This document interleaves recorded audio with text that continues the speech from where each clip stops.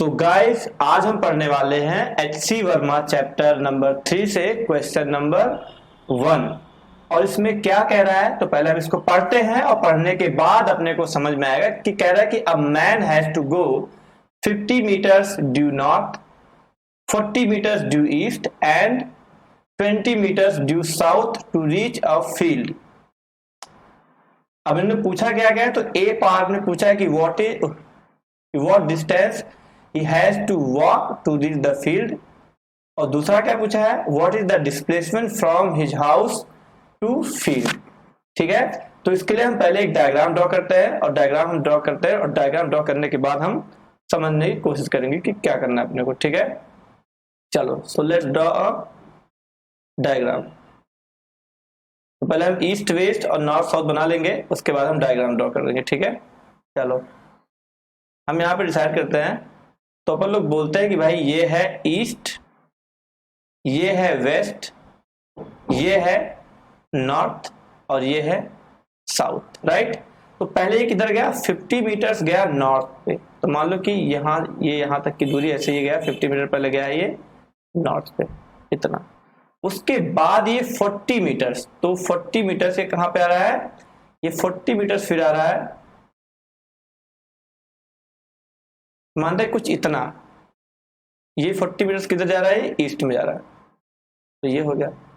उसके बाद फिर 20 मीटर से कहां पे जा रहा है 20 मीटर्स अगेन ये साउथ में जा रहा है, यानी कि ऐसे नीचे की तरफ, साउथ की तरफ है नीचे की तरफ इतना आ गया, ये आ गया, ये दूरी अपने को दी हुई है 20 मीटर्स। अब पूछा क्या गया उसके बारे में बात करते हैं। तो ए पार्ट में इन्होंने पूछा है डिस्टेंस के बारे में। तो ए पार्ट में पूछा है डिस्टेंस के बारे में, और डिस्टेंस क्या होता है बच्चों, तो इसको हम बोलते हैं total length of the path. Total length of the path को हम बोलते हैं डिस्टेंस। और इस पाथ की टोटल लेंथ कितनी है तो पहले जाता है 50 है, ठीक, राइट भाई 50 है। उसके बाद कितना आता है 40 प्लस 40, फिर कितना आता है 20। तो इन सबको ऐड करोगे तो ये आ जाएगा 110 मीटर। तो ये हो गया इसके ए पार्ट का आंसर। और बी पार्ट में ये बात कर रहे हैं डिस्प्लेसमेंट के बारे में। तो बच्चों डिस्प्लेसमेंट एक वेक्टर क्वांटिटी है। तो अब हमें क्या निकालना है, तो फाइनली ये पहले था यहाँ पर ओरिजिन पे, यहाँ पे था, और फाइनली पहुंच कहाँ पे गया है तो कुछ यहाँ पहुंच गया है। तो अब हमें इस दूरी के बारे में बात करनी है, इसके बारे में कि ये कितनी है।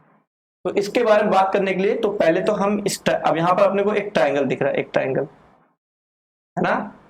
तो अगर बात करोगे तो ये पूरी दूरी कितनी है, ये यहाँ से यहाँ तक के ऊपर की दूरी कितनी है 50 है। तो ये 50 है और ये 20 यहाँ से घट गया। तो हम बात करेंगे कि हमारी इतनी दूरी कितनी है, तो इतनी दूरी जाएगी 30, ठीक।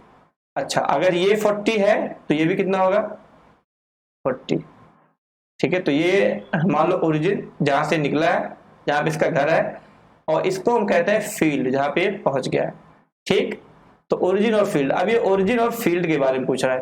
तो हम बहुत ही बेसिक तरीके से बात करेंगे। तो यहाँ पर एक ट्राइंगल सा बन रहा है और उस ट्राइंगल को हम ड्रॉ कर लेते हैं तो अपने को समझ में आएगा।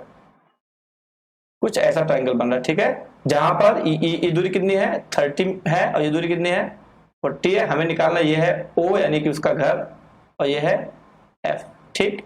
हमें इसके बारे में बात करनी है। तो इस OF को निकालने के लिए हम लोग अप्लाई कर सकते हैं पाइथागोरस थ्योरम। तो OF को हम कैसे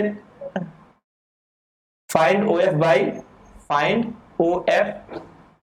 बाई पाइथागोरस थ्योरम। तो पाइथागोरस थ्योरम लगा करके हम इसको फाइंड कर सकते हैं।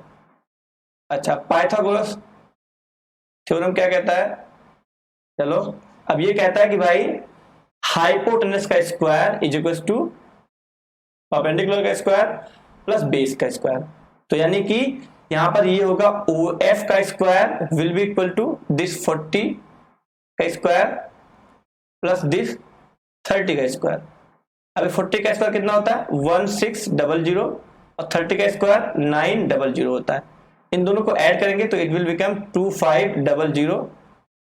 यह है OF का स्क्वायर, राइट। अच्छा तो यहां से OF की वैल्यू क्या आएगी, इसी का स्क्वायर रूट, तो 2500 का स्क्वायर रूट आ जाएगा 50, तो ये 50 मीटर आ गया क्या डिस्प्लेसमेंट। अब ये है क्या, ये मैग्नीट्यूड है खाली, ये क्या है मैग्नीट्यूड। लेकिन जब हम बात करते हैं डिस्प्लेसमेंट की, ये खाली क्या है मैग्नीट्यूड है। बट जब हम बात करेंगे डिस्प्लेसमेंट की, तो डिस्प्लेसमेंट में डायरेक्शन भी होता है। जैसे अभी इसकी डायरेक्शन क्या है O से F, तो O से F होती है ये वाली। तो डायरेक्शन को निकालने का सबसे सिंपल सा फंडा होता है कि भाई एंगल निकाल लो कि ये थीटा क्या है। अगर ये थीटा निकाल लिया तो अपने को एंगल पता लग जाएगा। तो फॉर डायरेक्शन हम अब डायरेक्शन के लिए हम लोग क्या अप्लाई कर दें, हम लोग इसी ट्रायंगल में we can apply tan theta.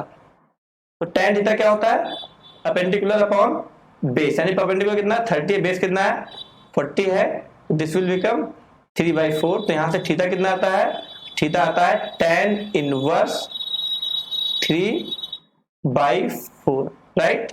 Okay, तो अब हम क्या कहेंगे कि अब जो हमारा डिस्प्लेसमेंट का फाइनल आंसर है, तो डिस्प्लेसमेंट का फाइनल आंसर क्या हो जाएगा, देखो भाई इसका फाइनल आंसर अब होने वाला है 50 metres at theta is equal to tan inverse 3/4। ये होता है आपके बी पार्ट का आंसर।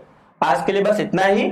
अब कल हम मिलेंगे किसी और क्वेश्चन के साथ, तब तक के लिए बाय बाय। अगर आप ये वीडियो YouTube पर देख रहे हैं तो चैनल को सब्सक्राइब करें, अगर आप ये वीडियो Facebook पे देख रहे हैं तो हमारे पेज को लाइक करें।